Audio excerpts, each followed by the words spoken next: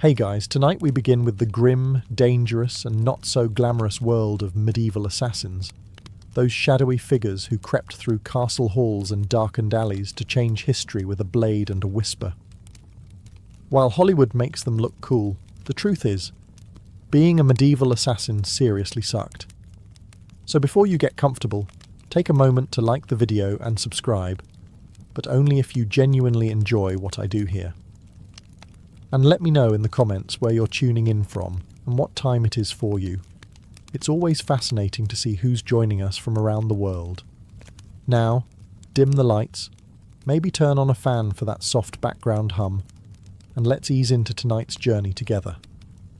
Let's be clear, no one in medieval times woke up and said, "You know what? I'd like to stab a nobleman in the throat for 12 silver coins and the honour of hiding in a barrel for 3 days." Becoming an assassin wasn't a career path. It was more like a last stop on the life went horribly wrong train. Most medieval assassins weren't mysterious loners trained in mountaintop temples. They were desperate peasants, disgraced soldiers, ex-thieves with decent aim, or people so far off society's radar they could kill a man and still not be noticed in the census. If you were well off, you didn't become an assassin. You hired one. If you had a title, land, or even a goat to your name, you were in management. But if you'd just escaped debtor's prison, had a reputation for solving problems, and could sneak into a tavern without being seen, congratulations. Someone, somewhere, was about to slide a coin purse across the table and whisper a name, and that name wasn't a fun one. You weren't asked to take out Bob the Quiet Turnip Farmer. It was usually a corrupt baron, a bishop with too much gold, or someone with 12 bodyguards and a moat. The pay? Tempting. The job? Horrifying. But by the time someone considered it, they had nothing left to lose. No family, no future, and definitely no dental plan. Plus, let's not forget the absolute lack of job perks. No pension, no glory, no evenings off. You couldn't exactly hang up a shingle that said, "Quiet eliminations by appointment." You just had to stay quiet, move fast, and never ever tell anyone what you did for a living, especially not loudly over ale at the inn. "Oh yeah, I'm a travelling carpet seller. The stains? Die." So yes, nobody dreamed of being a medieval assassin. They landed there because the world chewed them up and spat them out wearing a hood and holding a rusty dagger. You weren't the hero. You weren't even the villain. You were the footnote that made everyone nervous, and probably didn't live to enjoy the coin. Let's burst the first myth wide open. Medieval assassins didn't train under candlelight in some hidden monastery, with wise mentors and inspirational flute music in the background. There was no montage, no teacher, no pep talk. If you learned anything, it was by not dying the first few times you tried. Most assassins weren't trained professionals. They were desperate amateurs with a decent sense of direction and the ability to climb quietly without sneezing. If you had military experience, great. That meant you knew how to hold a knife properly. If not, well, stabbing someone is fairly intuitive, but escaping afterward with both kidneys still intact, that takes skill. Or luck. Usually just luck. There were no manuals, no guild orientation meetings, no safety briefings. You didn't get taught how to spot a body double or where nobles keep their bedroom exits. You figured it out while hanging from a windowsill wondering if you just crept into the servants' quarters again. Poison? That was trial and error, with heavy emphasis on error. Sometimes it worked. Sometimes your target just got mildly dizzy and more suspicious of his soup. Sometimes you drank the wrong cup. There was no medieval poison control hotline. Just hope, herbal guesswork, and a strong stomach. Sure, if you were lucky, and I mean lottery lucky, you might have picked up some skills from thieves or mercenaries. Maybe an older assassin showed you how to walk without squeaking on cobblestones. But mentoring wasn't standard. It was rare and short-lived, because assassins don't retire, they disappear. Weapons training? Forget it. You weren't carrying a broadsword. You had a dagger you stole off a guard, maybe a garrote if you were feeling fancy. and whatever else fit under your cloak without jingling. So no, you weren't some shadowy martial arts master. You were a guy with calloused hands, quiet footsteps, and a deeply unhealthy relationship with alleyways. Success didn't come from training. It came from survival. You learned how to kill by doing it.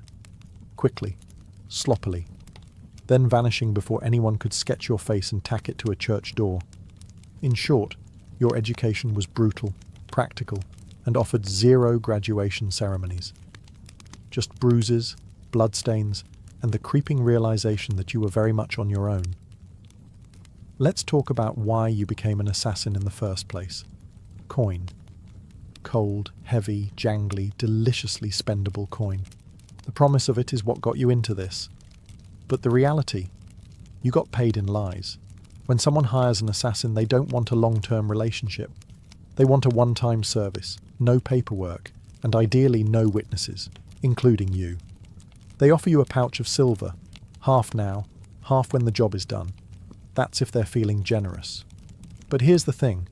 When the job is done is code for after we verify you didn't mess it up, or make us look bad, or leave a trail that leads back to us, or survive long enough to tell anyone about it. So, you do the job. You sneak through shadows, risk your life. Maybe kill a baron in his sleep. Not pretty, not poetic. And when you return... Ah, yes, about that payment. The client fled, terribly sorry. Or worse, they try to kill you. A knife to the gut is cheaper than a bonus. And even when you do get paid, it's never quite enough. Not for the risk, not for the blood, not for the 3 days you spent hiding in a haystack with fleas and moral regret. You get a handful of coins, a curt nod, and a reminder, you were never here.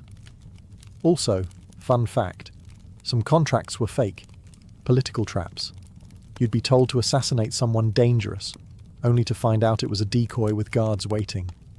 Congratulations, you just walked into a sting operation with your name already carved on the gallows. And even when the deal was real, you couldn't exactly go to court and file a complaint. Your Honour, I'd like to sue Lord Edmund for breach of assassin contract. The only court you'd see was the one where you were the exhibit.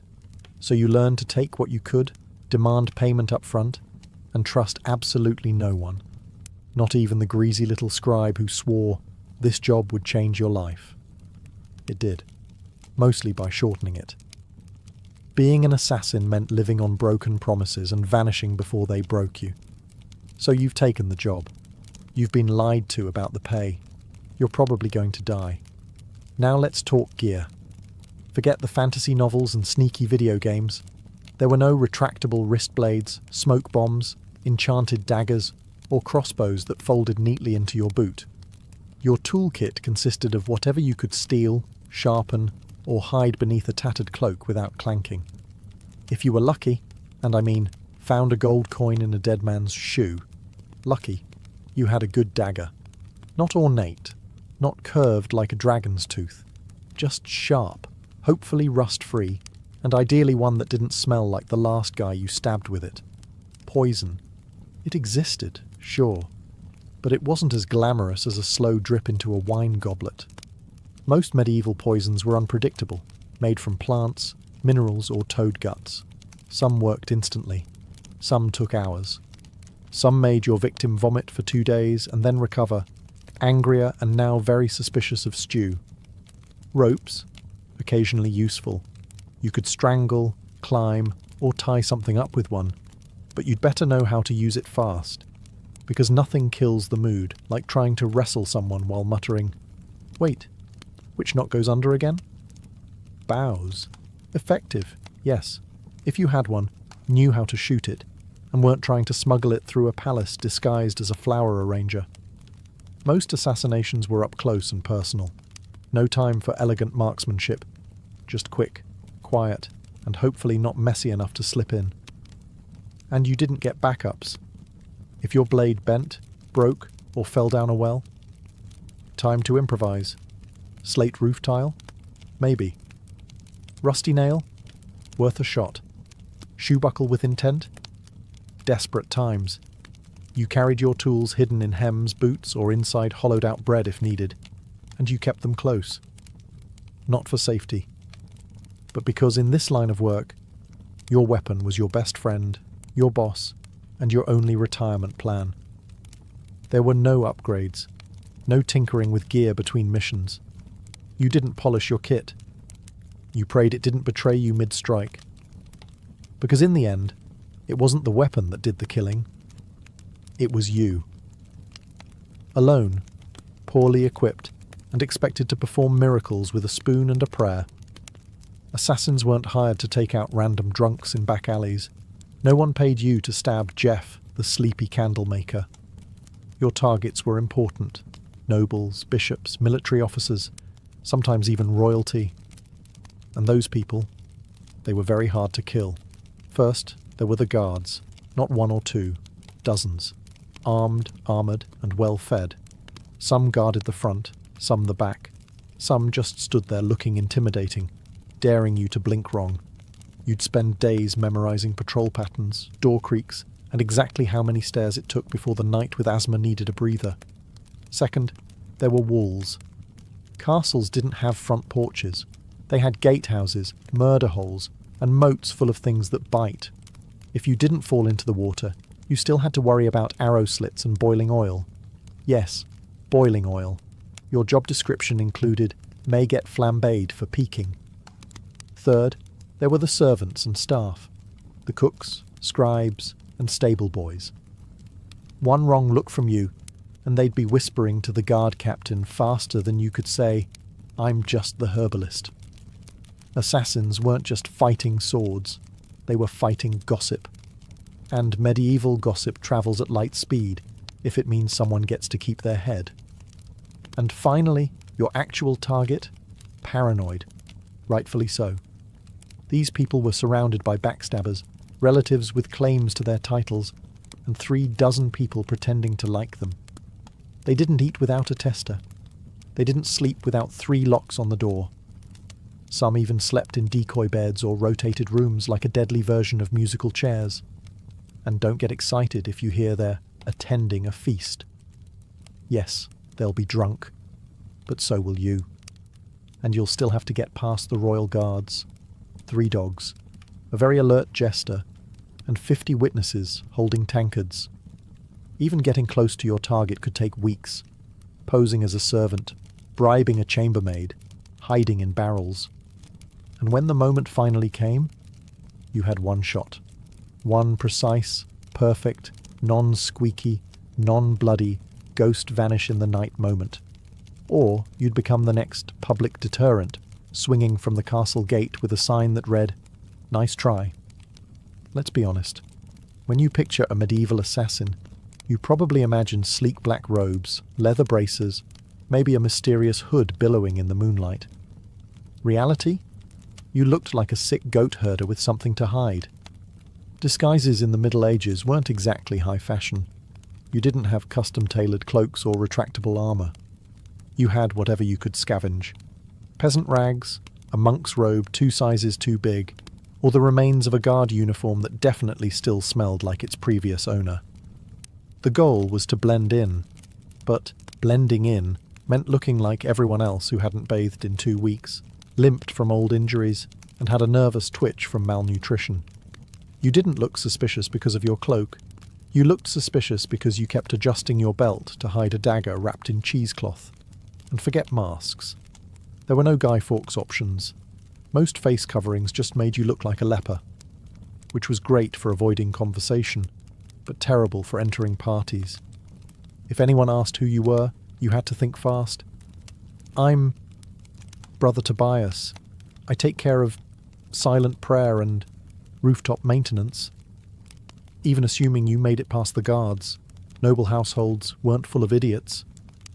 Servants noticed unfamiliar faces, especially ones that fumbled chamber pots and couldn't name the cook's cat. You were always one, "I've never seen you before," away from being clubbed with a candlestick. And if your disguise did work, congratulations. You now had to stay in character for hours while pretending not to notice all the very stab-worthy people wandering by. Also, wigs. They didn't exist. If you needed to look older or younger, you were stuck smearing dirt on your face, squinting, and hoping no one got close enough to notice that your beard was glued on with honey. The truth was, your disguise didn't protect you. It gave you maybe 5 minutes of confusion. After that, you had to be gone, invisible, or very, very convincing. And if anyone saw through it, well, let's just say no one wants to be the assassin caught in the bishop's laundry room, wearing a nun's habit and holding a sword. Especially not on a feast day. In medieval times, if you were an assassin, you didn't have a team. You didn't have a sidekick with a crossbow, a clever alchemist in a secret lair, or a handler who gave you coded scrolls and warm encouragement. You had you, a rusty dagger, and crippling trust issues. There were no guilds, at least not ones you could actually count on, and if there were whispers of a brotherhood of assassins, it was mostly tavern talk, fueled by mead and boredom. You were more likely to meet a ghost than another professional killer who wanted to network. Why the isolation? Because in your business, the fewer people who knew you existed, the longer you lived. Every contact was a risk, every loose tongue a potential noose. Even your client might not know your real name. And if they did, you were already planning your exit. Companionship? Laughable. Friends asked questions. Lovers noticed bruises, bloodstains, and why you always slept with a blade under the pillow. You couldn't settle down. You couldn't afford to. One mistake, one person recognizing you in a market, and your whole life turned into a sprint for the nearest sewer grate. Even fellow criminals kept their distance. Thieves and smugglers were sociable. You? You were that guy who makes people disappear. They feared you, or worse, saw you as a walking liability. No one wanted to share stew with someone whose occupation could attract a mob with torches. And don't expect sympathy. You couldn't tell anyone how hard it was to sleep after silently strangling a corrupt bishop. If you talked about your job, people assumed you were either lying or dangerous, and they weren't wrong. So you kept your secrets, your scars, and your weapons to yourself. At inns, you sat in the darkest corner, back to the wall, eyes always scanning the door. You never drank too much. You never stayed more than a night. You didn't say your name unless someone paid you first. And even then, it probably wasn't your real one. Being a medieval assassin meant perfecting the art of vanishing. Not just in a crowd, but from every life you never got to have. Let's say you took the job. You planned your route, you bribed the right doorman, you disguised yourself as a very convincing chimney sweep. And then, you froze. Maybe the target turned around unexpectedly. Maybe they were with their child. Maybe you got the shakes at the worst possible moment and your knife hand trembled like a terrified squirrel. Guess what? You're now dead. Because failure, for a medieval assassin, wasn't a slap on the wrist or a bad performance review. It was a public, painful, and wildly theatrical death, often involving ropes, fire, wheels, or sharp iron devices with names like the Bonecracker's Delight. Missing the kill meant blowing the whole operation. Your target lived, and immediately told everyone that someone tried to murder them. Suddenly you weren't a shadow. You were a wanted man with a detailed description, and probably a crude sketch tacked to every tavern wall within 30 miles. And those guards you once snuck past? Now they're motivated. Sometimes it wasn't even your target you had to worry about. It was your client. If you failed, you were no longer an asset. You were a liability. Someone who could be tortured, interrogated, or worse, talk. The very people who paid you would be the first to put out a second contract, on you, and there were no second chances. No. Sorry, the blade slipped. I'll try again tomorrow. You had one shot, one moment in time, and if you blew it, the best you could hope for was to die quickly before anyone found out who hired you. Failure also meant shame, the silent, humiliating kind. You didn't just fail to kill, you failed to be invisible, to be perfect. And for assassins, perfection was survival. Anything less? Might as well paint a target on your back and start practicing your final word speech. It didn't matter how many jobs you'd done before. No one cared that you succeeded 12 times. Because in this profession, You're only as good as your last kill. And if your last kill didn't happen, you'd better start running. So you did it. The plan worked. The dagger struck true. No screams, no guards, just a clean drop to the floor and a very important person who now wasn't. Congratulations. Now run for your life. Because being a successful assassin in medieval times didn't mean sipping wine on a rooftop while the city burns behind you. It meant fleeing through back alleys with someone's blood on your boots and a dog already sniffing your trail. There was no victory lap, no post-job drink with colleagues, no casual debrief with your client. You didn't even get a moment to admire your work. The moment your blade struck, your new job became escaping everyone who now wants to murder you in increasingly creative ways. Guards, coming, doors, locked, horses, tied up on the other side of town. You, probably bleeding.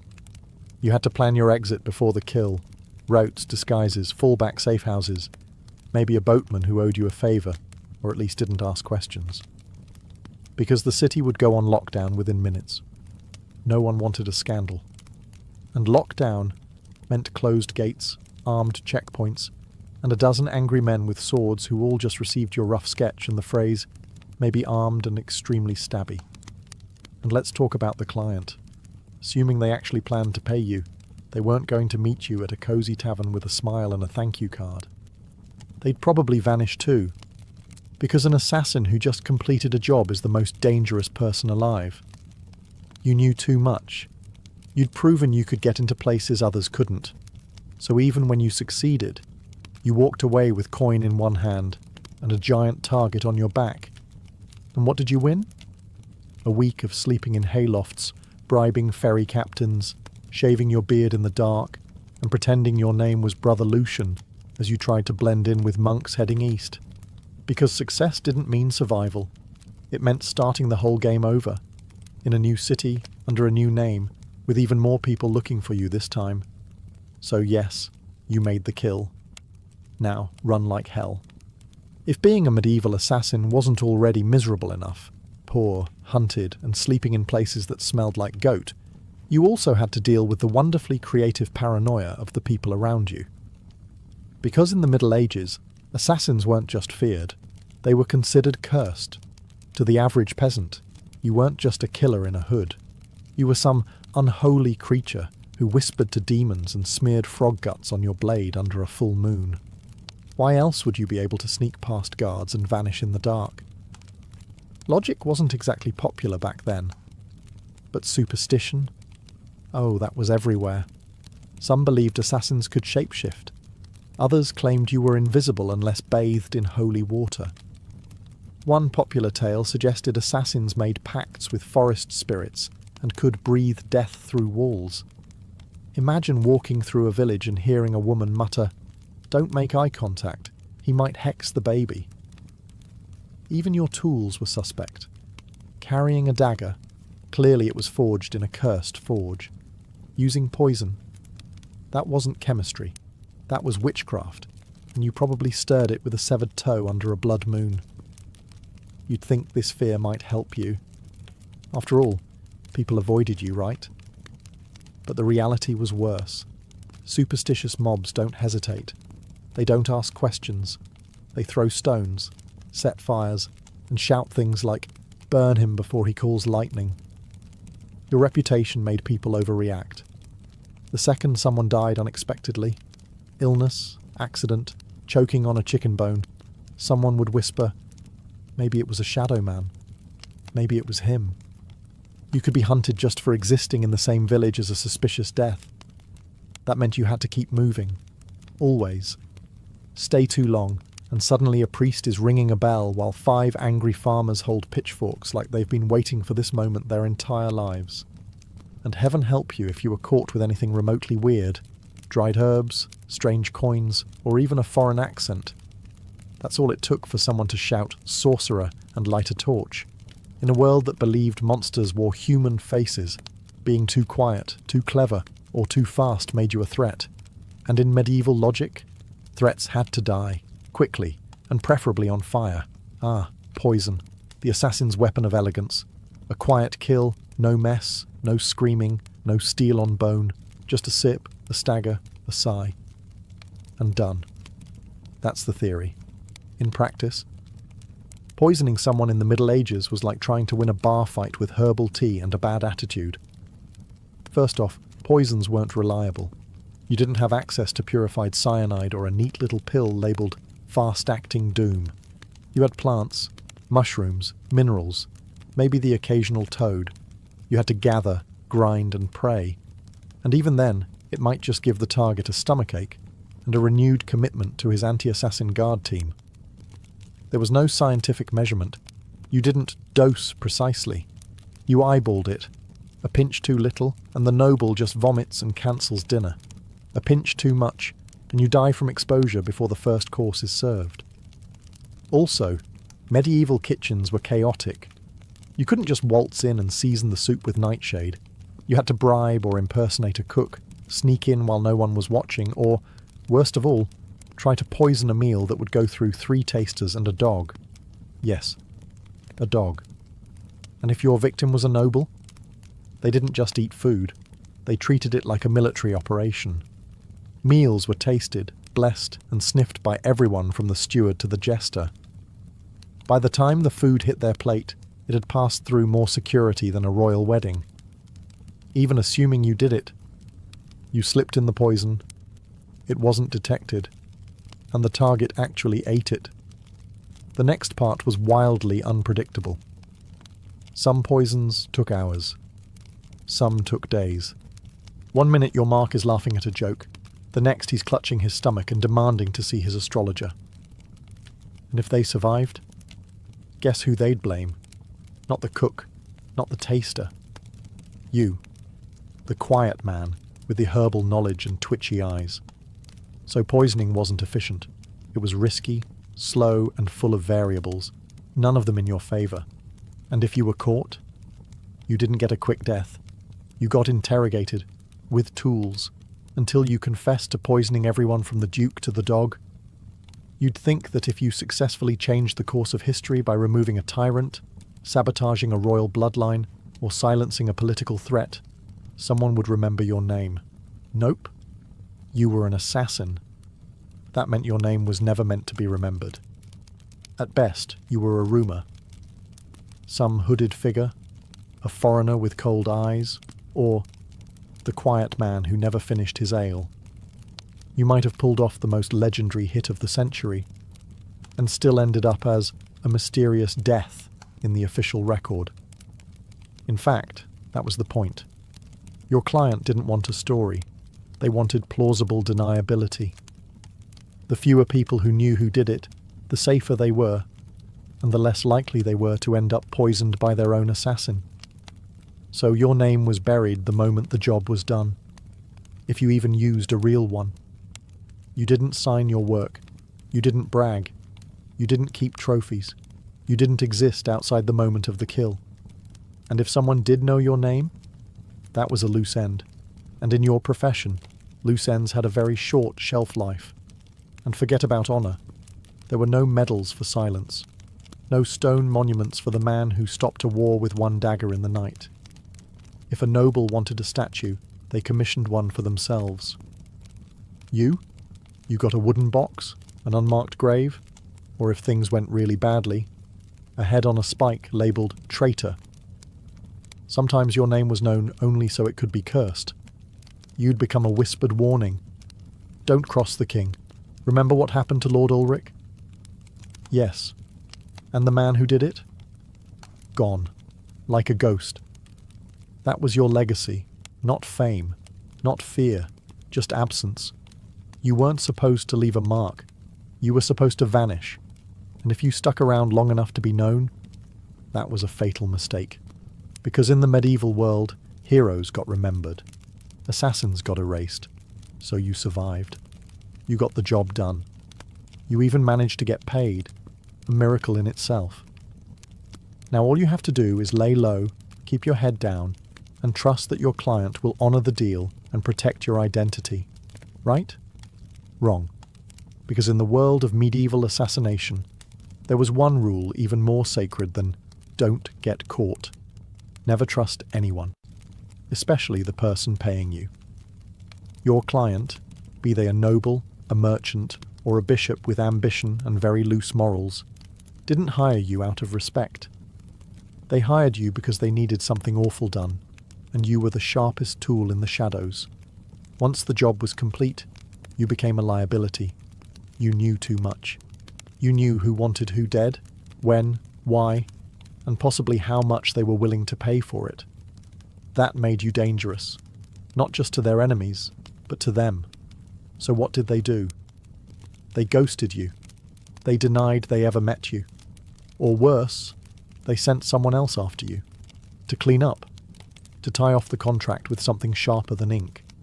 There were even cases where clients double-booked, hiring one assassin to do the job and another to kill the first one immediately after. No refunds, just reduced risk. And if you dared try to blackmail a client, threaten to expose them, that was bold. And also your final mistake, because powerful people in the Middle Ages didn't negotiate with assassins. They crushed them. If your client had a shred of honor, a rare species indeed, you might get paid and left alone. But even then, you'd still have to assume they were watching you, from a distance, with someone already sharpening steel and memorizing your walk. You were the secret that couldn't talk, the shadow that couldn't stay. Even success wasn't enough to earn trust. Because in their eyes, if you killed once, you could kill again. And no one, not even the person who hired you, wanted to be next. Let's say, somehow, you beat the odds. You survived the kills, the lies, the poisonings, the betrayals. You outlived your enemies, your employers, and probably your own sense of morality. Now what? You retire? Absolutely not. Because in medieval times, assassins didn't get retirement plans. There were no farewell banquets, no quiet cottages by the sea, no pensions paid in gold coins and grateful whispers. You didn't fade into a peaceful life. You vanished, or you died. Often both. The problem was simple. You were never safe. Even if you walked away from the job, your past didn't. You had too many secrets in your head, too many names in your memory, and too much blood on your hands.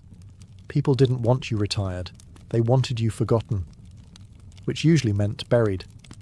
And even if no one came after you, and that's a big if, you had to live with the constant fear that someone might. That a new assassin, young and eager to prove himself, had just received a contract for a shadowy figure who used to be someone dangerous. So you changed your name. Again. You moved to a village where no one asked questions. You faked a limp, sold herbs, pretended you once worked as a guard. But even then, you didn't sleep well. You avoided crowds. You always sat facing the door. You kept your dagger under the floorboard, next to the pouch of coins you never touched, because it still smelled like the man you earned it from. And you couldn't trust yourself either. Years of silent killings and quick escapes did something to your brain. Every knock on the door made you flinch. Every stranger on the road might recognize you. You stopped dreaming. Because dreaming was dangerous. You couldn't love. You couldn't relax.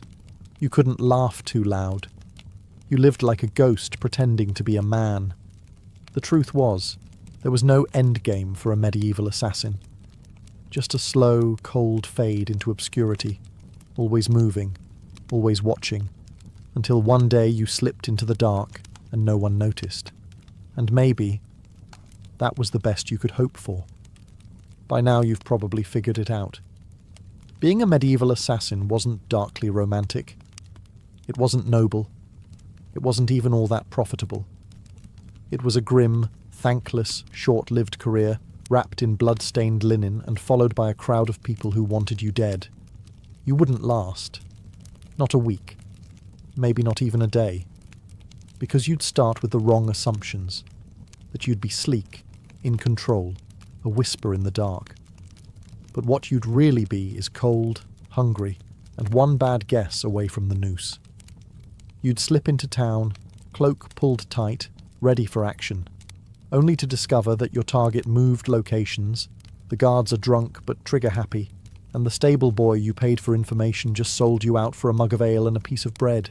You'd freeze at the wrong time, stab the wrong guy, get spotted by someone's maid who once saw your face near the chapel, and suddenly you're not a shadow, you're the problem. Then what? You run. But you're not used to medieval terrain.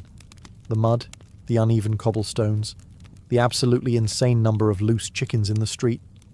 You slip, fall, get tackled by a guard named Thomas, who just got dumped and is looking for an outlet. And let's say you survive that. Then you deal with the aftermath. No allies, no honour, and no future. Just whispers, suspicion, and the growing realisation that even if you succeed, the best you can hope for is to die old and alone, hiding behind a false name in a village that still believes in fairies. So no, you wouldn't last.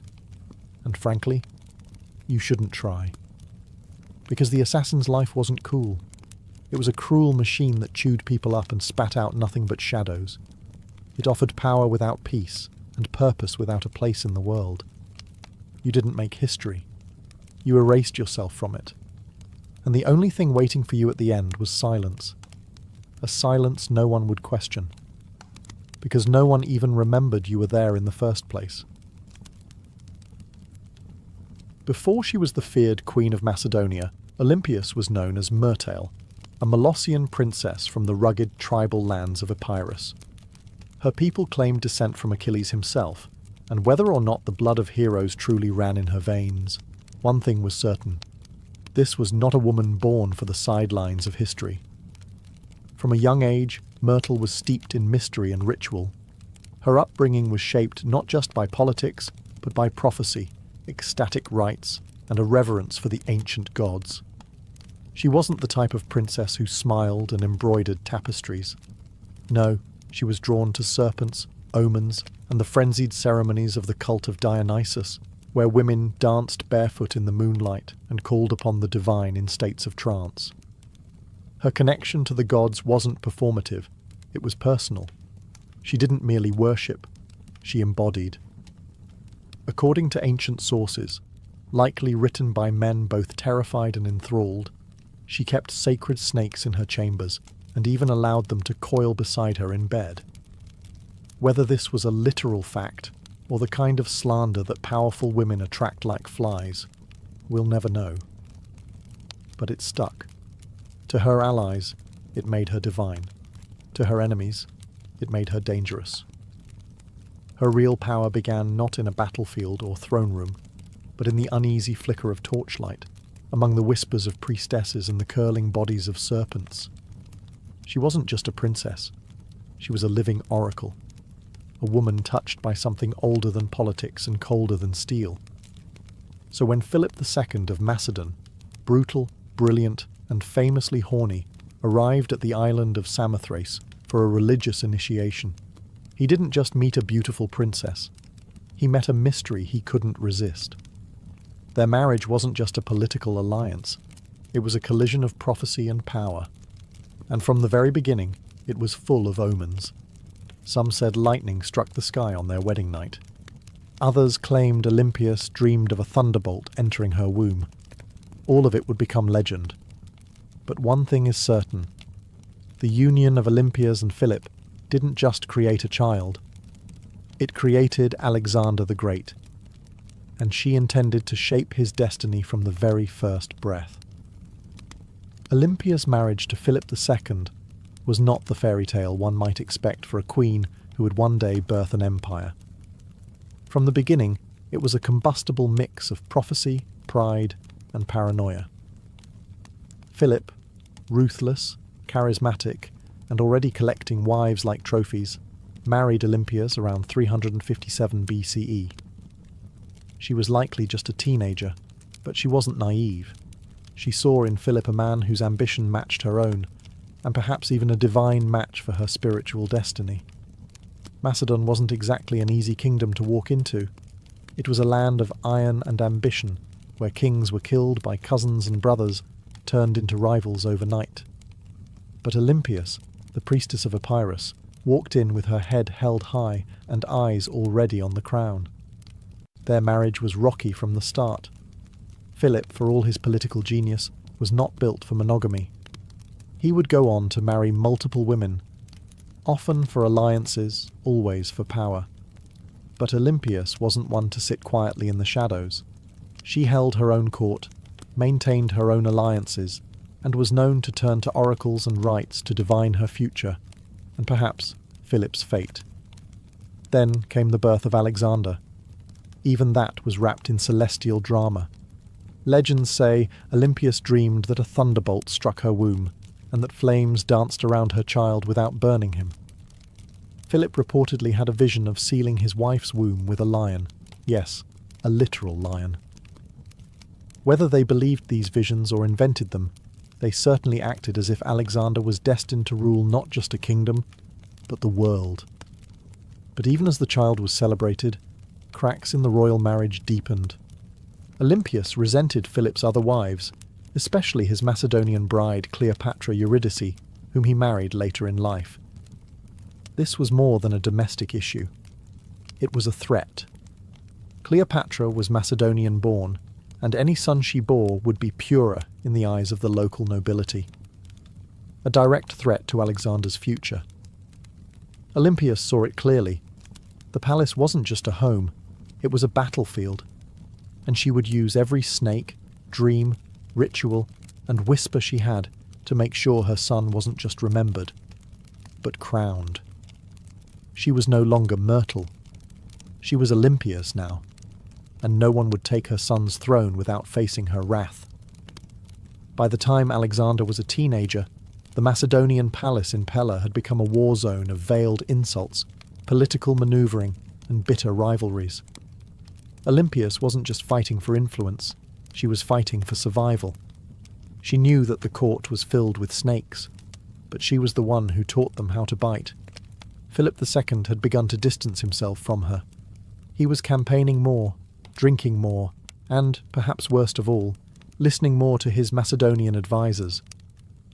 The final blow came when he married a young noblewoman named Cleopatra Eurydice, not to be confused with the Cleopatra of Egypt. This Cleopatra was Macedonian-born, and her uncle Attalus was one of Philip's top generals. To Olympias, it wasn't just betrayal, it was a declaration of war. The marriage ceremony was a disaster. At the feast, Attalus drunkenly mocked Olympias and Alexander, calling into question the legitimacy of Alexander's birth. Was he really Philip's son? Or was he the child of a god, as Olympias liked to claim? It was meant as an insult, but Olympias seized the myth. Let them whisper. Let them believe her son was touched by Zeus. It made him untouchable. Alexander stormed out of the feast.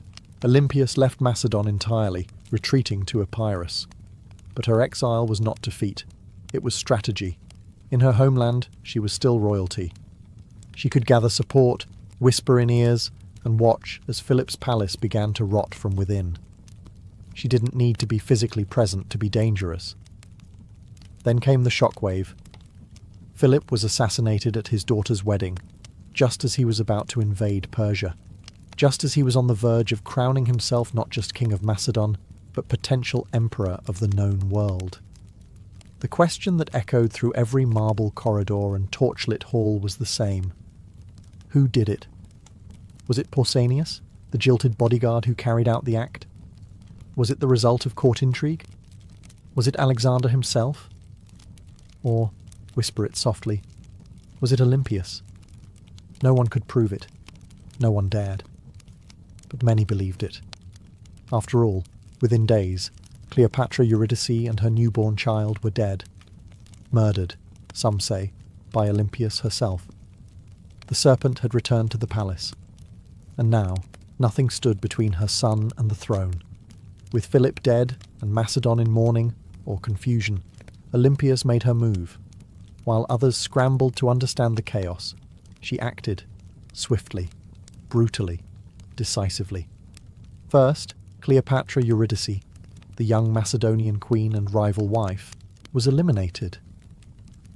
According to chilling accounts, Olympias didn't just have her killed. She made her death symbolic, public, humiliating. Some say Cleopatra was forced to hang herself after watching her infant daughter be murdered. Others claim Olympias had the child thrown onto a funeral pyre.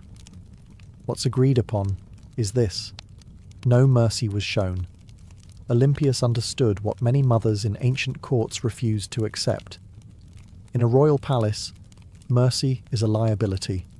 A rival child, no matter how small, is a future war, and Olympias was done playing defence. With Cleopatra and her bloodline erased, she could turn her attention to securing Alexander's throne. Her teenage son, bold, brilliant, already trained by Aristotle, was declared king without serious opposition. But don't be fooled, it wasn't just his charisma or his father's legacy that made it possible. It was Olympias. She knew which generals to threaten, which nobles to flatter, and which enemies to quietly remove. She wasn't just protecting her son's rise, she was engineering it. Alexander himself didn't always approve. He reportedly disapproved of the violence against Cleopatra's family, but he also didn't stop it, because deep down he knew what Olympias had always known. Power demands blood. And in Macedon, bloodlines were both a blessing and a curse. With her son now king, Olympias began to recede slightly from public life. But this was no retirement. She simply shifted from open strikes to whispered influence. As Alexander prepared to launch his conquest of Persia, she remained behind, not as a passive queen mother, but as the spiritual guardian of his destiny. She sent him sacred relics, consulted oracles, and performed rituals on his behalf. To Olympias, her son's mission wasn't just military, it was divine. Alexander wasn't going to war, he was fulfilling prophecy. And as long as she drew breath, no rival, Macedonian, Persian or otherwise, would derail that divine plan. She had crowned her son. She had cleansed the palace. Now she would guard his empire. From behind the curtain, with teeth bared. As Alexander marched east to conquer the known world, Olympias remained behind in Macedon, a queen without a throne, but not without power. Her official title was Queen Mother, but make no mistake, she ruled in all but name. Though regency was technically handed to Antipater, one of Alexander's trusted generals, Olympias refused to be sidelined. She wrote letters to her son constantly, advising, warning, sometimes chastising him. These weren't the sweet letters of a doting mother. They were political briefings, laced with oracles and venom. And Alexander, thousands of miles away, read every word. She reminded him who his true enemies were. She questioned the loyalty of his companions. She criticized his fascination with Persian customs, his choice of wives, and his flirtation with calling himself a god. No one else dared say these things to him. But Olympias was never afraid to speak as a mother, or a priestess of divine will. Back in Macedon, Antipater grew increasingly resentful. Olympias undermined him at every turn. She used her status, her religious authority, and her family ties to stir opposition against him. She had influence in Epirus, in Thessaly, and among the aristocracy. She could spread rumours like wildfire, and with Olympias, a whisper could be deadlier than a sword. Meanwhile, her letters to Alexander became more urgent. She warned him of Antipater's ambition, painting him as a second Philip, ready to betray and usurp.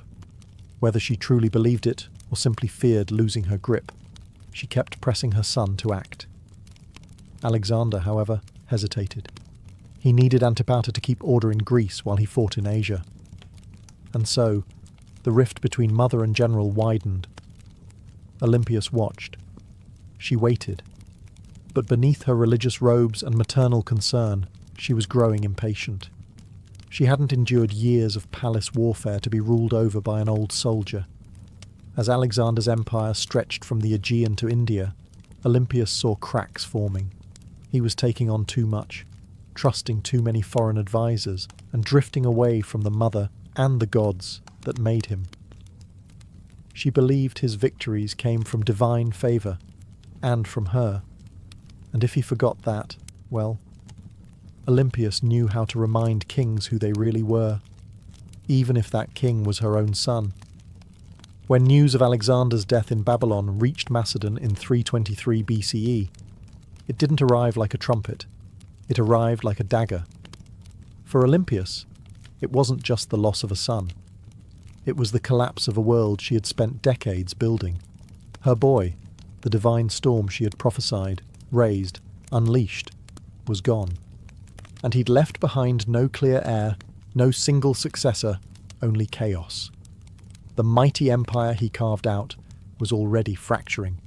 Generals, his so-called successors, were already dividing it up like jackals around a corpse. Antipater still held power in Macedon and Greece, and he had no love for Olympias. Worse, her daughter Cleopatra, Alexander's sister, was being courted by rival generals for marriage, each one hoping to use her bloodline as a claim to the throne. Olympias saw what was coming. Civil war wasn't a possibility. It was inevitable. And once again she would have to act. But she no longer had Alexander. What she had instead was his bloodline. His young son, Alexander IV, born to Roxana, the Bactrian princess Alexander had married. Roxana, still in Macedon, was vulnerable. The boy was even more so. Olympias recognized that the infant was now the last true piece of her son's legacy, and that made him a target, but it also made him a weapon. She allied herself with Roxana and the boy, determined to protect them and use the child's birthright to stake her own claim in the political battlefield. But the tide was turning. The generals who once bowed to Alexander had no interest in kneeling to his widow or his mother. They had armies now, ambitions and grudges. Olympias didn't flinch. She'd faced snakes, traitors and kings. A few warlords with crowns and stolen spears wouldn't scare her. So she plotted. She waited. She watched as Antipater died and was replaced by his son Cassander, a man with ice in his veins and no tolerance for the old queen's games. It was only a matter of time before these two forces collided. The serpent mother of Alexander and the cold-eyed usurper who wanted her buried. Alexander was gone, but his shadow was still moving. And Olympias was still coiled within it, ready to strike. Years after Alexander's death, while his empire crumbled into civil war, Olympias made her most audacious move yet. She returned to Macedon, not as a grieving mother, but as a political force of divine fury. The regency had been splintered.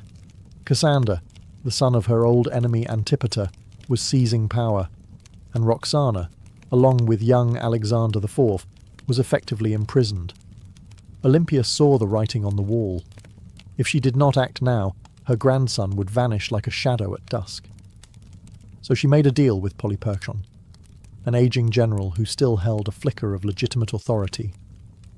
Olympias would return, not to plead, but to rule. With Polyperchon's backing, she entered Macedon at the head of an army, and the moment her feet touched home soil, everything changed. Towns opened their gates. Soldiers defected to her side. Even some of her old enemies hesitated. Olympias, despite her age, was still a name that shook the ground. Then came her vengeance. One by one she hunted down the loyalists of Cassander. And when she finally caught Philip III Aridaeus, Alexander's mentally impaired half-brother and puppet king, she ordered his execution. According to some sources, his wife Eurydice was captured and given the opportunity to kill herself. When she refused, Olympias had her strangled. It was brutality veiled in royal protocol, and Olympias, ever theatrical, staged the scene like a goddess delivering justice. Her message was clear: only the bloodline of Alexander had the right to rule. Everyone else was a pretender. For a brief, burning moment, Olympias held the kingdom in her grip. She had restored the dynasty. She had avenged betrayals. She had reminded Macedon what royal power looked like when wielded by a woman with nothing left to lose. But power, in Macedon, was like fire in dry grass. And Cassander was still out there, calculating, biding his time. He returned with a vengeance. His army outnumbered hers, his resources deeper, his cruelty colder. Her allies began to abandon her. Polyperchon lost influence. The tide turned. Olympias, now isolated in the fortress of Pydna, watched as her enemies closed in. She had lit the match. Macedon had burned, and now the smoke was thick, and her enemies were at the gates. Olympias, once the most feared woman in the ancient world, now found herself besieged in the coastal fortress of Pydna, alone, cut off, surrounded by the army of Cassander, who had come to finish what his father had started. But Olympias didn't beg. She didn't plead. For nearly a year, she endured the siege like a statue carved from divine wrath. Food ran short. Disease crept in. Allies vanished. Yet within the fortress walls, she maintained the same unshakable presence that had once shaken kings. To the very end, she carried herself not as a prisoner, but as the mother of a god. Cassander, ever cautious, hesitated. He knew killing Olympias was dangerous. Even now she carried a myth around her like armor. She was still the mother of Alexander the Great. To strike her down might seem like blasphemy, so he offered her safety. Surrender, he said, and her life would be spared. Olympias knew better. She had seen too many royal promises turn to ash. Still, hunger was no longer just a discomfort. It was death. Her garrison broke. Her followers surrendered. And Olympias, unbending until the very end, was finally handed over to her enemies. Cassander didn't kill her himself. That would have been too simple and too merciful. Instead, he turned her over to the families of those she had executed during her brief return to power. Let them decide her fate. They condemned her to death. But here's the catch. When the executioners came, no one dared strike the first blow. Olympias stood tall, regal, silent, eyes fixed on them like an oracle staring through smoke. These were Macedonians. They had grown up hearing of her rituals, her visions, her snakes. They had once cheered her son as a living god. And now here she stood, a frail old woman cloaked in myth, and not a single man had the courage to swing the sword. So Cassander sent others, foreigners, outsiders, people who had no memory of her power, only orders to follow. And thus Olympias was finally struck down, not with ceremony, not with dignity, but with silence.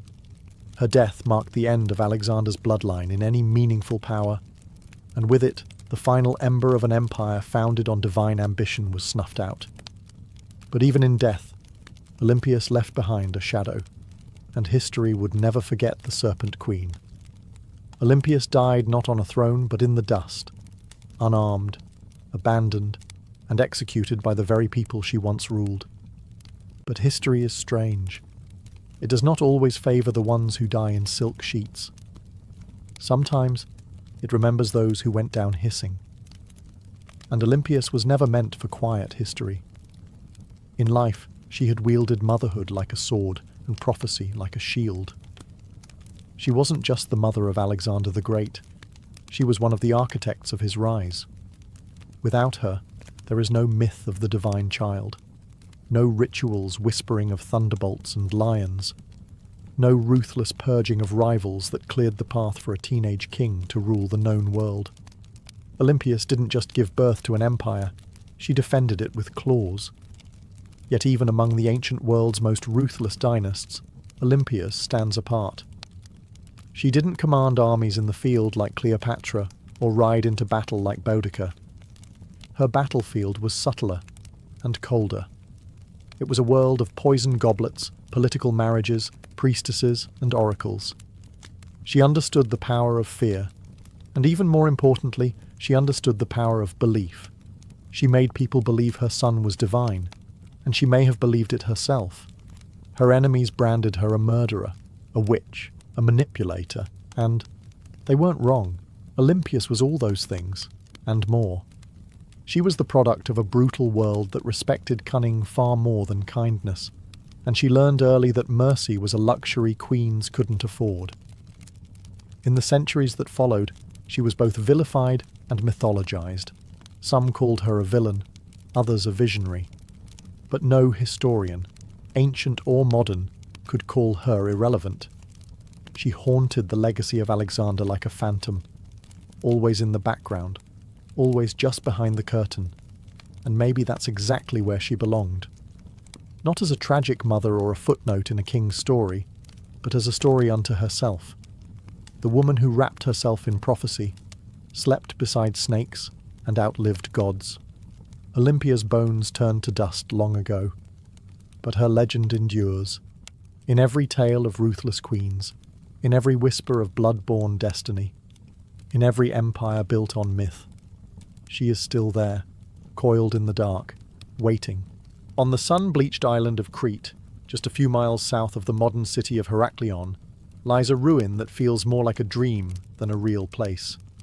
Stone corridors snake in all directions, rooms twist and double back, staircases lead nowhere. It's easy to lose your sense of direction even today.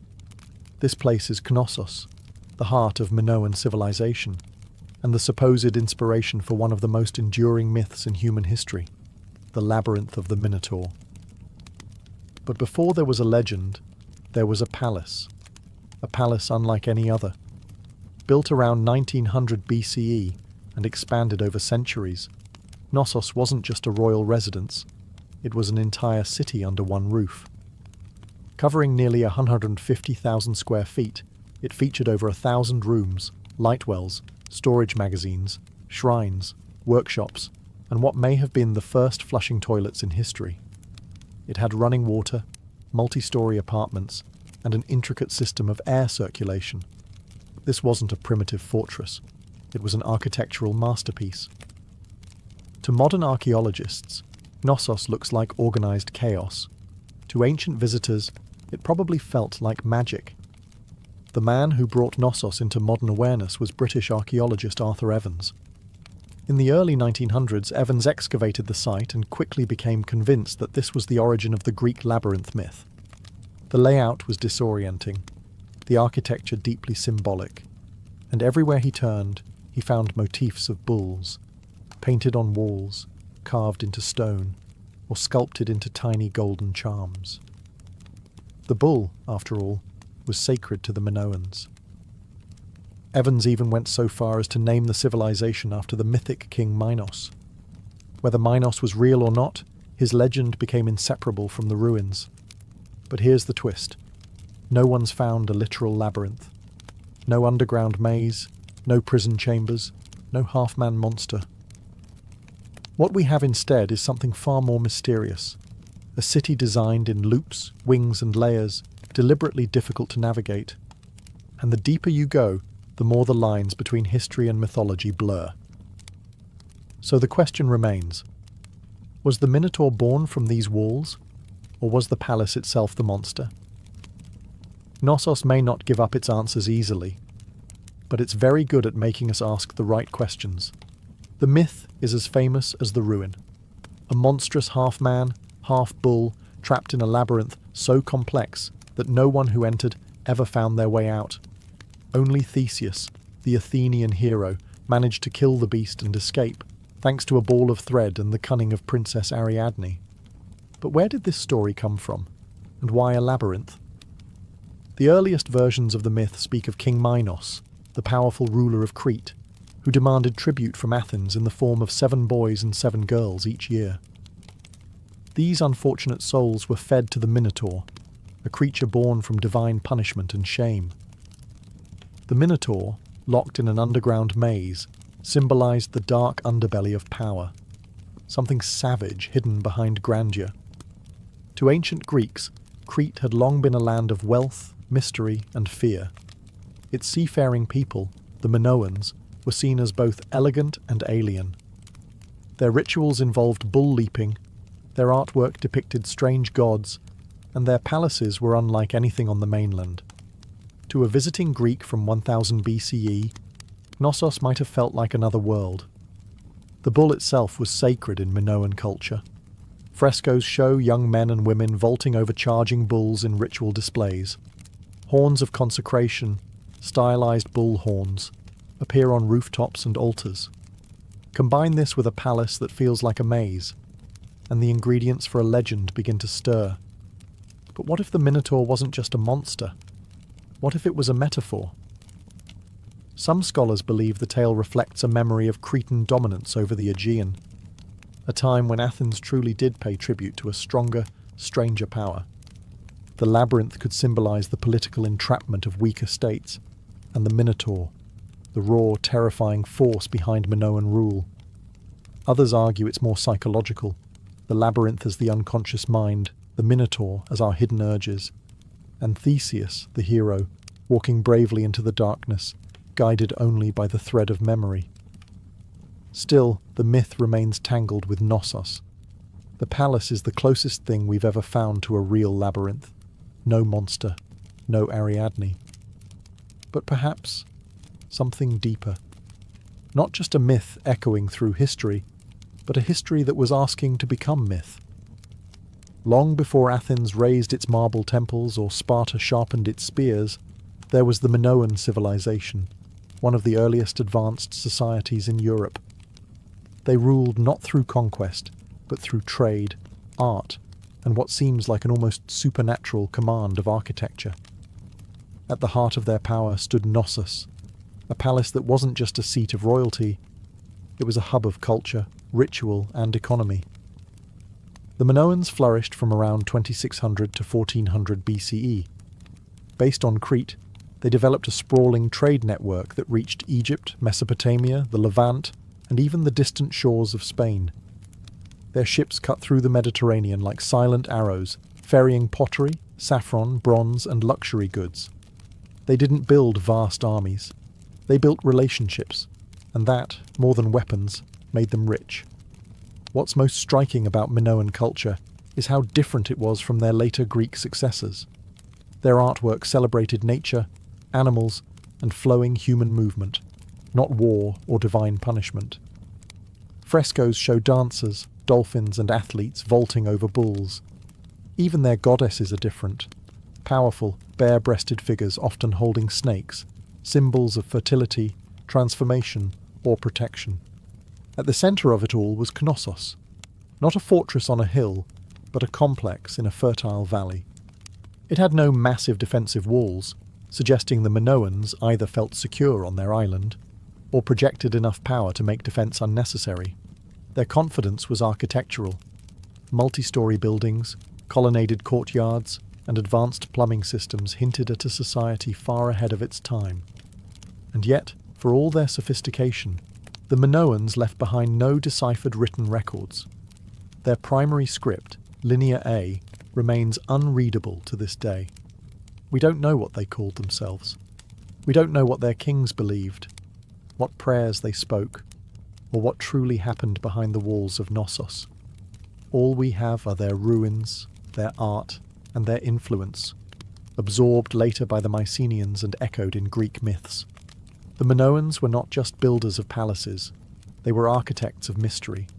And Knossos wasn't merely a building, it was the beating heart of a civilization that shimmered for a moment like sunlight on the Aegean, and then vanished. But some say their echo still wanders the maze. To walk through Knossos is to walk through time, layered, confusing, beautiful time. It's not just the scale that overwhelms you, it's the design. Rooms lead to rooms. Corridors split and vanish. Light wells cut through the heart of the building. Stairs spiral into shadows, or emerge suddenly into sunlit courtyards. Nothing moves in a straight line. It's not hard to see why ancient visitors might have whispered, labyrinth. Knossos wasn't just a palace, it was a living organism. Spanning an estimated 150,000 square feet, the complex contained over 1,000 chambers, some tiny, some grand. These weren't randomly placed rooms. They were purpose-built. Workshops, storage spaces, shrines, apartments, and throne rooms, all arranged around a large central courtyard that may have hosted public ceremonies or bull-leaping rituals. The palace was built on multiple levels, up to 4 or 5 stories tall in places, using natural slopes and artificial terraces.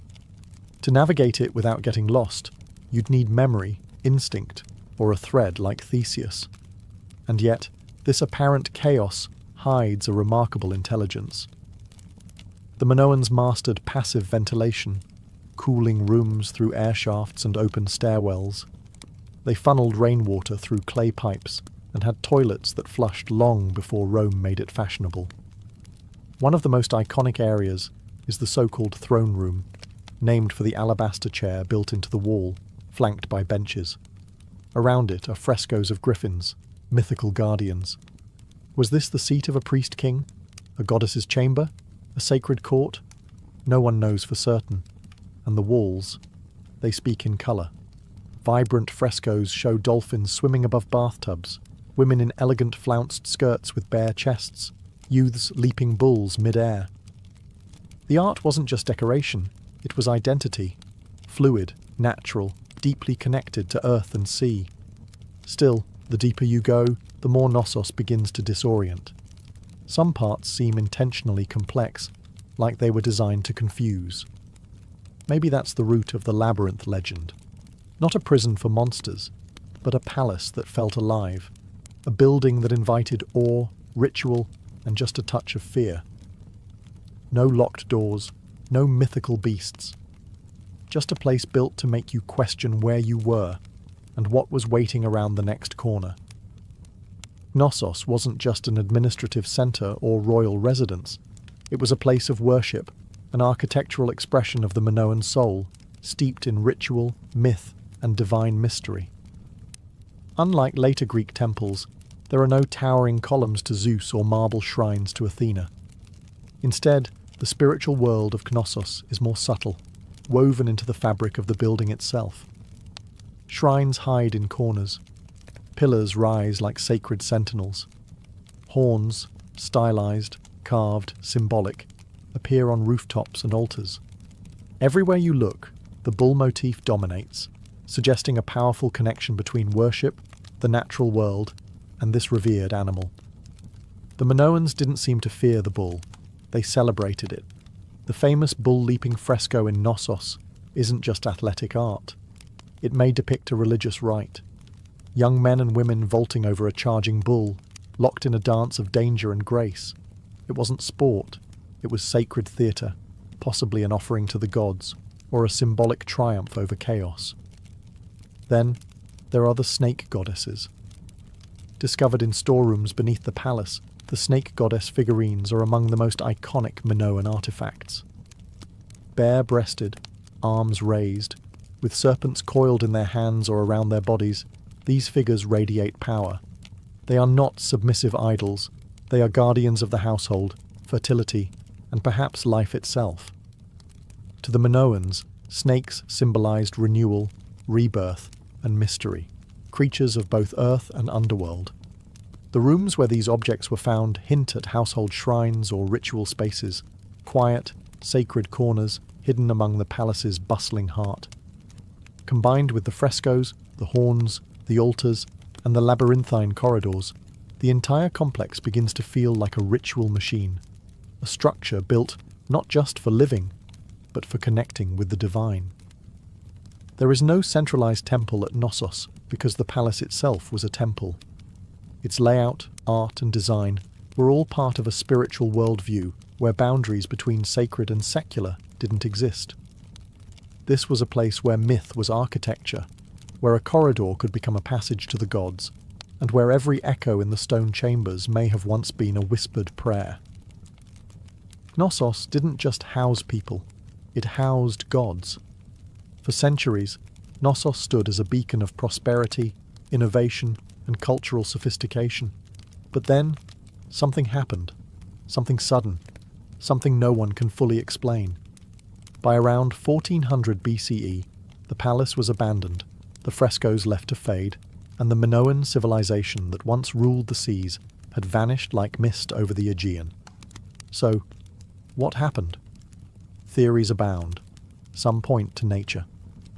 Around 1600 BCE, the volcanic island of Thera, modern-day Santorini, erupted in one of the largest explosions in human history. The blast was so massive it likely caused tsunamis that battered Crete's northern coast, devastating ports and farmland. Ash clouds may have blocked the sun, choking crops and disrupting the climate. While Knossos wasn't immediately destroyed, the aftermath of Thera's eruption may have shaken the foundations, economically, politically, and spiritually. Others look to war. By 1450 BCE, the rising power of the Mycenaeans, mainland Greeks, may have taken advantage of Minoan weakness. Archaeological evidence suggests Knossos was reoccupied briefly, but the culture had changed. The art became more martial. Linear A, the Minoan script, was replaced with Linear B, used by Mycenaean scribes. The palace that once thrived with snake goddesses and bull dancers now whispered in a foreign tongue. Some scholars believe the Mycenaeans didn't invade in a single conquest, but gradually absorbed the island, first through trade, then influence, and finally rule. Others argue that internal collapse, a civil uprising, political instability, or the failure of the elite may have contributed just as much. What's striking, though, is how little violence is evident in the ruins. There are no charred skeletons, no signs of mass slaughter. Knossos didn't fall with a scream. It fell with a whisper. The great palatial system simply stopped. The rooms went quiet, the rituals ended, and nature slowly crept back in. By the time Homer sang of Crete in his epics, Knossos was already ancient myth, a memory tangled in stories of kings, monsters, and labyrinths. And maybe that's fitting, because what killed Knossos wasn't just eruption or invasion. It was time, and the way all great things, no matter how beautiful, eventually vanish beneath the weight of new empires. But the bones remain, and if you listen closely, the maze still hums beneath the earth. For thousands of years, Knossos lay buried beneath the Cretan soil, just another mound of stone lost to time. Its name forgotten, its myths distorted, its walls swallowed by olive groves and dust. That is, until one man decided to chase a legend. His name was Sir Arthur Evans, and he didn't just rediscover Knossos, he reimagined it. In 1900, Evans, a British archaeologist with a flair for drama and a deep love for Homeric myth, purchased the land that covered the ancient ruins. Local farmers had been finding strange seals and artifacts, clues that something enormous lay beneath their feet. Evans dug in. What he found would change the history of the Aegean forever. He uncovered a palace so vast, so complex, and so advanced that he was convinced this was the mythical home of King Minos. The frescoes, the horns, the sheer architectural strangeness of the site, it all pointed in his mind to one thing: the labyrinth. Evans wasn't just an archaeologist, he was a storyteller, and sometimes a controversial one. He named the people who built Knossos the Minoans after Minos. He interpreted symbols, reconstructed frescoes, and restored parts of the palace using reinforced concrete, a move that has drawn both praise and criticism. Some call it visionary, others call it vandalism, because what you see today at Knossos is partly ancient ruin and partly Edwardian imagination. Still, Evans did what no one else had dared. He brought Knossos back to life. He gave Europe a glimpse into a Bronze Age world far older than classical Greece, a civilization of art, mystery, and maritime elegance. He also unearthed the still undeciphered Linear A script, opening new questions about language, literacy, and the limits of our historical understanding. But Evans did more than excavate stone. He resurrected a myth and forced historians to reckon with the fact that behind the legend of the labyrinth was something real, something complex, something very human.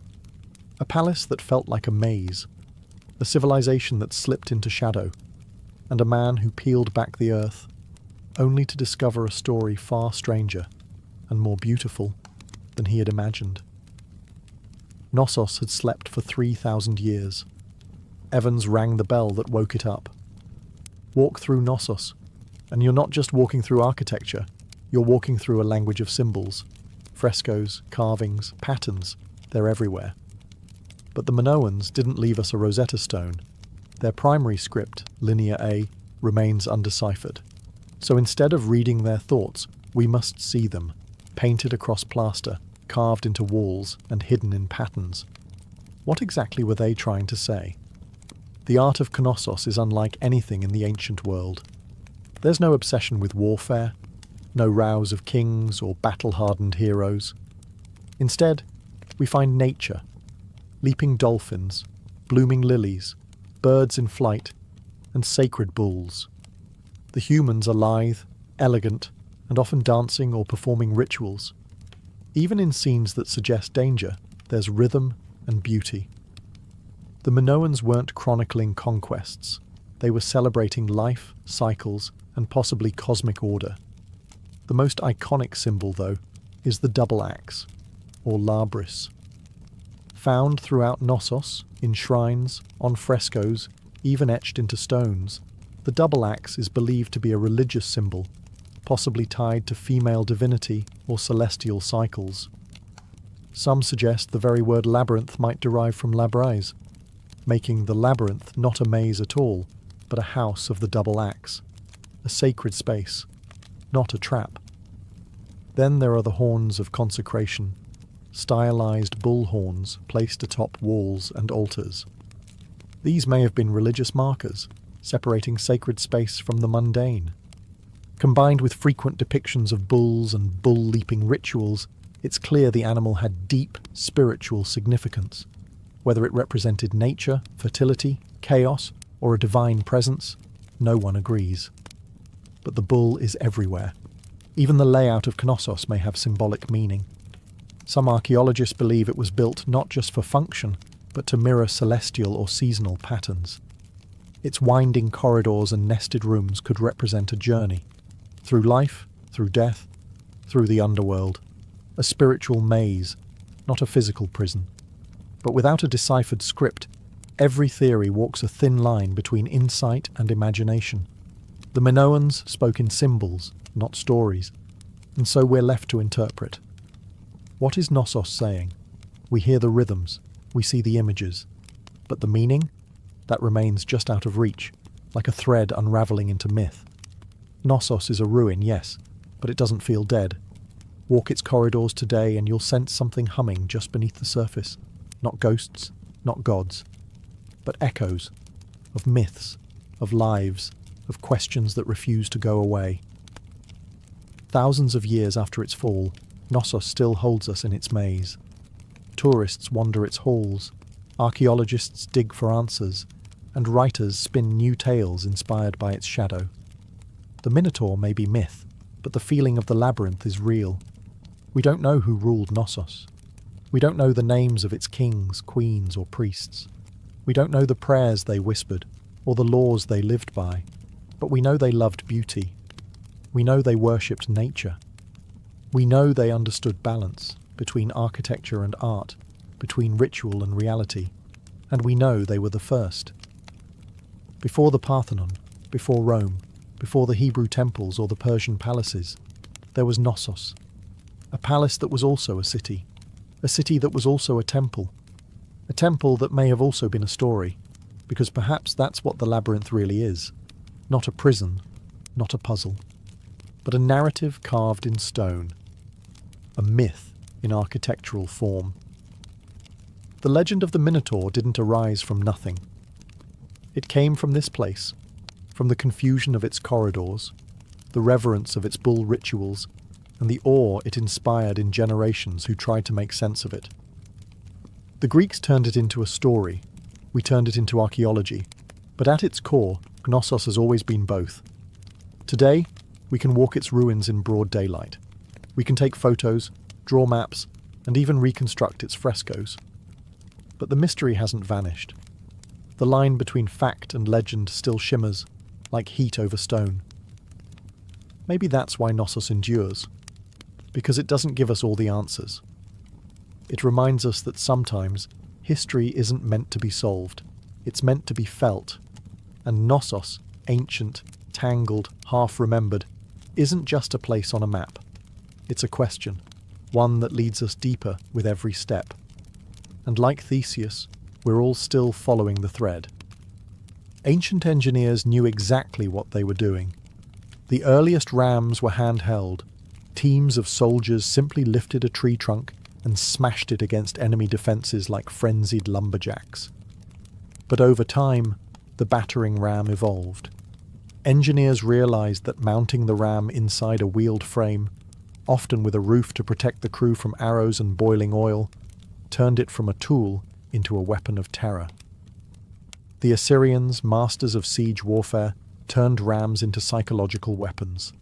Their siege towers combined rams with archer platforms, meaning a city's gates were being destroyed, while defenders were under constant fire. Relief carvings from Nineveh show rams with pointed iron tips, rolling up to the gates of rebellious cities like slow-moving gods of destruction. And it wasn't just the front door they were smashing. Rams were often used to breach weak points in walls, batter down watchtowers, or collapse gatehouses entirely. Their presence meant one thing: surrender, or watch your defences crumble like stale bread. The Greeks refined them, the Romans perfected them. Roman engineers built massive rams called ares, Latin for ram, suspended with chains or ropes inside enormous siege shelters. Some were so big they needed dozens of men to operate, and the rhythm of their swinging beam was said to sound like thunder rolling across stone. And yet, for all their brute force, battering rams required serious teamwork. Operators had to keep the ram swinging in sync, while also defending it from burning missiles, stones, and all manner of foul substances hurled from above. A stalled ram was a dead ram. Still, when a battering ram got going, really going, it was unstoppable. Wooden muscle versus human masonry. It was ancient physics, weaponized, and it was only the beginning of how engineers would make walls weep.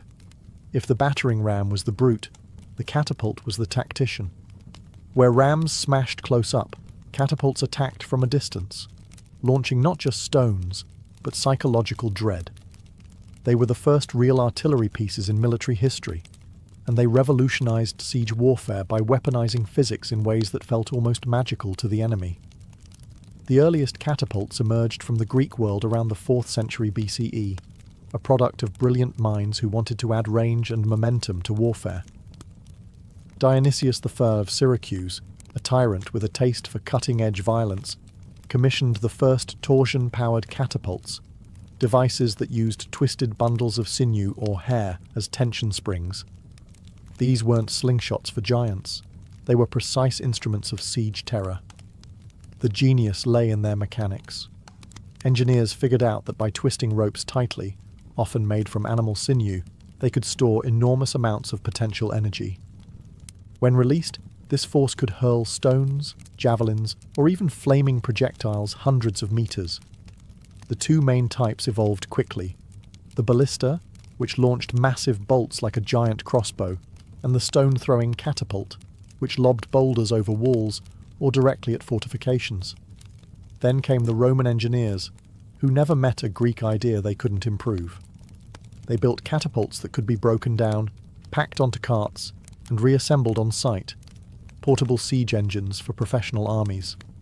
Some Roman catapults could fire 60-pound stones at incredible speeds, capable of tearing through wooden gates, battlements, and occasionally unlucky soldiers. Catapults weren't just about destruction. They were about spectacle. Ancient generals used them to send messages, sometimes literally.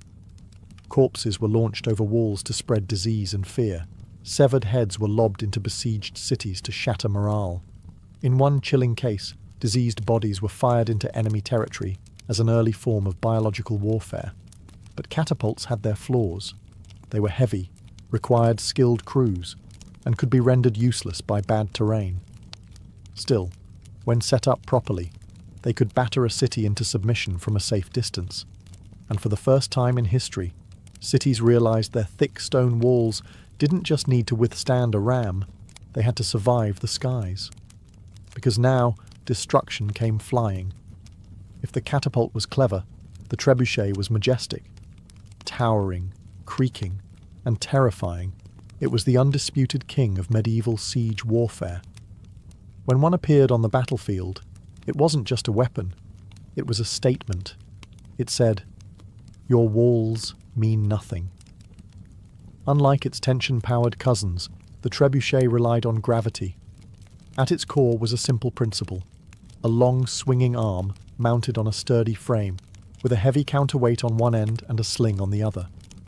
Raise the weight, let it drop, and the arm would whip around, flinging the sling and its deadly payload in a high arc over enemy defences. It was controlled destruction, precise, predictable, and devastating. The origin of the trebuchet can be traced back to earlier traction models used by the Chinese as early as the 4th century BCE, where manpower replaced counterweights. But the counterweight trebuchet, the version that would rewrite siege warfare in Europe and the Islamic world, emerged in the 12th century, possibly through Byzantine or Muslim intermediaries. Once Europe got its hands on the design, it spread like wildfire through castles and crusades. The power was astonishing. A well-built trebuchet could launch 300-pound projectiles over 300 metres. Stones the size of furniture would crash into towers, pulverise walls, or crater enemy morale. But the real magic was in the arc. Unlike catapults, trebuchets could hurl projectiles over walls with finesse. This meant they weren't just smashing defences. They were hitting courtyards, barracks, and supply depots inside. And it wasn't just stones. Trebuchets hurled everything: diseased animals, burning pitch, pots of lime to blind defenders, even messages, or insults, wrapped around rocks. One legendary account from the siege of Stirling Castle in Scotland tells of Warwolf, a trebuchet so massive that the enemy surrendered before it was even fired. The king refused to accept the surrender, just so he could test the machine. But for all its destructive glory, the trebuchet wasn't fast. It took hours to build, minutes to reload, and demanded skilled engineers. Still, no other siege weapon combined range, force, and psychological horror quite like it. It was the medieval version of a slow-motion hammer from the heavens. And when that counterweight dropped, cities held their breath. While catapults launched from afar and battering rams smashed the gates, siege towers took a more personal approach. They rolled right up to the enemy's front door and dropped off armed invaders. Imagine a wooden skyscraper on wheels, covered in wet hides to prevent fire, bristling with archers and spearmen. That was the siege tower, the ancient equivalent of an armoured personnel carrier and a mobile fortress in one. And when one of these started rumbling toward your city walls, you knew that the real fight was about to begin. Siege towers weren't subtle. They were big, bold, and terrifyingly effective when used properly. The Assyrians may have been among the first to deploy them in the 9th century BCE, but it was the Greeks, and especially the Hellenistic kingdoms, that took the design to theatrical extremes. During the siege of Rhodes in 305 BCE, the Macedonian general Demetrius built a 9-story tower called the Helepolis, or Taker of Cities. It was over 100 feet tall, equipped with catapults, covered in iron plates, and moved by thousands of soldiers. It also broke under its own weight. But the ambition, unmatched. The logic behind siege towers was simple. Walls only work if you can't get over them. Siege towers eliminated that advantage by creating an elevated platform from which attackers could descend onto the battlements, bypassing gates and scaling ladders. From the top deck, archers could rain death down onto defenders, while troops on the lower levels prepared to board. But these towers weren't invincible. They were slow, vulnerable to mud, and prime targets for defenders with fire arrows, rolling boulders, or even sabotaged terrain. Smart defenders would dig ditches, flood moats, or build secondary inner walls, known as counterscarp defences, just to stop a tower's approach. Still, when they worked spectacularly. A breach in the wall was one thing, but having your own ramparts suddenly crowded with enemy soldiers, that was chaos. Siege towers transformed the battlefield from a horizontal contest of strength to a vertical race for survival. They made height an asset and a liability, and once the gangplank dropped from a siege tower to the city walls, there was no turning back. It was time for hand-to-hand hell. While rams smashed and trebuchets soared, some of the most devastating siege tactics happened silently, underground. Siege tunnelling, or sapping, was the dark art of defeating a city by removing the ground it stood on. Literally. The idea was ancient and horrifyingly effective. Dig beneath the enemy's wall, prop it up with wooden supports, then set those supports on fire. When the timbers burned away, the tunnel collapsed, taking the foundation of the wall with it. One moment, your city stood strong. The next, a massive section of the outer wall crumbled like stale bread. This method didn't look glorious. There were no grand engines or thunderous launches. But tunnelling was the slow, invisible killer of fortress warfare. The Assyrians practiced early versions of it, but the technique reached full maturity with the Greeks, Persians, and later medieval European armies. During the siege of Plataea in 429 BCE, the Spartans attempted tunnelling beneath the walls, only for the defenders to dig counter-tunnels and intercept them mid-dig, turning the soil into a knife-fight nightmare. This defensive tactic became known as countermining, and it added an eerie element to siege warfare. Imagine soldiers digging in pitch black, hundreds of feet beneath the earth, listening for the sound of enemy picks. The moment they heard tapping, they'd race to intercept, often resulting in violent, claustrophobic skirmishes fought by torchlight with knives and shovels. There was no glory in it, just terror, suffocation, and dirt. But when undermining worked, the results were catastrophic. One of the most infamous examples came in 1212 during the siege of Rochester Castle in England. King John's forces tunnelled beneath the southern wall, packed the mine with pig fat, and set it ablaze. The supports collapsed, bringing down the entire tower above. The defenders were stunned, and soon after, surrendered. By the 13th century, siege engineers became specialists in identifying weak foundations, measuring the soil's behaviour, and planning collapses with terrifying precision. They were geologists and demolitionists rolled into one. And though tunnelling required time, labour, and a bit of madness, it proved one truth about siege warfare. If you couldn't go over the wall, and you couldn't go through it, you could always take it down from below. Not all the drama of siege warfare came from the attackers. For every ram built or tower rolled forward, defenders had their own deadly tricks, and sometimes those tricks were hot. Let's start with the most terrifying of them all, Greek fire. Developed by the Byzantines around the 7th century CE, Greek fire was a mysterious, napalm-like substance that could stick to ships, walls, and flesh, and kept burning even on water. Sprayed from siphons or hurled in clay pots, it created scenes of pure chaos. To this day, no one knows exactly how it was made. The formula was so secret that it died with the empire. But its effects? Legendary. Entire fleets were reduced to flaming skeletons within minutes. And that was just the start. In more low-tech defences, boiling liquids were the go-to weapons of choice. Boiling water, oil, or sand would be poured from murder holes, those quaint openings in the ceilings of gateways or towers, directly onto invaders below. Oil was especially feared. Unlike water, it clung to skin, soaking into clothes and armour before being set alight. Imagine climbing a siege ladder only to be greeted with fire you could never put out. Hot sand, though less dramatic, was vicious in its own right. It would slip into the gaps of armour, especially around the neck or wrists, causing second and third degree burns as it cooked the flesh beneath. It didn't look impressive from a distance, but it turned bold warriors into screaming wrecks in seconds. Defenders also relied on the good old laws of physics. Gravity became a weapon. Giant stones, logs, or even dead animals were dropped from parapets onto siege engines or dense formations of troops. The goal wasn't just to kill, it was to break the machines and morale at once. And then there were traps. Hidden pits, collapsing bridges, spiked barricades. Castles became puzzles of pain, designed to slow, confuse, and punish.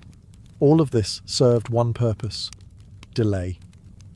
Every minute a wall held was a minute closer to enemy supply lines running thin, to disease spreading in camps, or to reinforcements arriving. Siege warfare was a game of attrition, and while the attackers had physics on their side, The defenders had creativity, and a whole lot of boiling rage. In siege warfare, raw destruction was only half the goal. The other half was psychological domination, breaking the will of the defenders before the walls even came down. Siege weapons weren't just tools of war, they were massive, creaking, flaming symbols of doom. Every groaning wheel of a siege tower, every arcing boulder flung by a trebuchet, was designed to plant one seed in the minds of those behind the walls. You are not safe. Ancient commanders knew this. The Assyrians paraded their siege engines openly, dragging them across deserts with grand fanfare. The Romans built their siege camps right in view of the enemy, letting defenders watch as battering rams were assembled and catapults tested. Siege was theatre, and fear was part of the script. Sometimes the payloads themselves carried a message. Severed heads of messengers or generals would be launched over the walls, often still wearing their armour. At the siege of Constantinople, defenders were bombarded not only with rocks, but with bodies, diseased corpses launched to spread panic and plague. During the Mongol siege of Kaffa in 1346, it's believed that hurling plague-infected corpses over the walls helped trigger outbreaks of the Black Death in Europe. The trebuchet wasn't just a weapon, it was an announcement. When one of these giants was rolled into place, everyone inside the fortress could hear it before they saw it. The creaking of winches, the grinding of ropes, the heavy thunk of the counterweight, like the heartbeat of an incoming storm. But the most dangerous part, the unknown. You never knew what was coming next. Would it be a rock, a barrel of fire, a rain of arrows, or just silence, ominous, heavy silence as engineers adjusted their aim? Even the sounds became psychological weapons. The rhythmic thump of a battering ram, or the sudden silence before a shot would drive defenders mad with anticipation. For commanders, the goal was to create despair, to convince the enemy that resistance was pointless, that their gods had abandoned them, that their walls were nothing but temporary obstacles in the path of fate. And when that mental dam finally cracked, the gates often opened without a fight, because in siege warfare, sometimes the mind collapsed before the masonry. As gunpowder thundered onto the battlefield in the late medieval era, the age of traditional siege engines came to a slow, splintering end. But their legacy didn't vanish. It evolved. The invention of cannons changed everything. A single well-placed shot from a cannon could do in seconds what a trebuchet took hours to achieve. Stone walls, once considered impenetrable, became liabilities.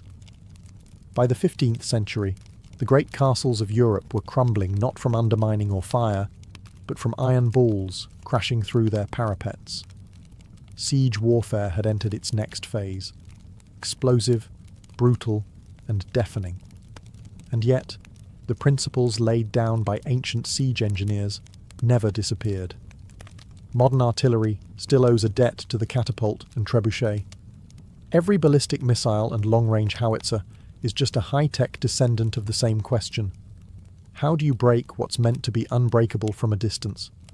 Physics, trajectory, tension, and force, all discovered, tested, and perfected centuries before gunpowder ever entered the story.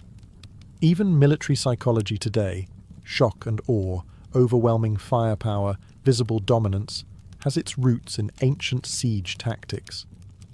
Those towering siege engines, rolling forward with flags snapping in the wind, were the original shock and awe.